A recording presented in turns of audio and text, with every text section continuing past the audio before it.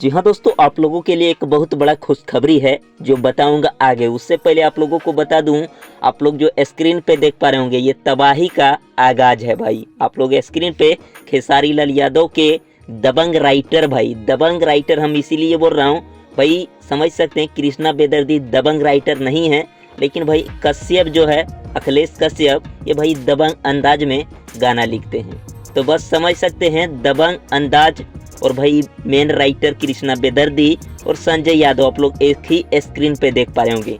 इसका मतलब है भाई तबाही आने वाला है। आप लोग समझ सकते हैं खेसारी टीम से विवेक सिंह को बुलाया गया, कश्यप कहर को बुलाया गया। तो बस भाई आप लोग तैयार रहिएगा, अब शेर आ चुका है भाई, तबाही आने वाला है। इसका आगाज कर चुके हैं अखिलेश कश्यप। अभी आप लोगों ने जो वीडियो देखा, खेसारी टीम के साथ आ चुके हैं अखिलेश कश्यप। ये बहुत बड़ी खुशखबरी है खेसारी फैंस के लिए। बहुत जल्द आप लोगों को बवाल समझिए जिसका इंतजार फिर से होने लगा है, बहुत जल्द आपका इंतजार खत्म होने वाला है। मिलते हैं फिर नेक्स्ट वीडियो में। Thanks for watching.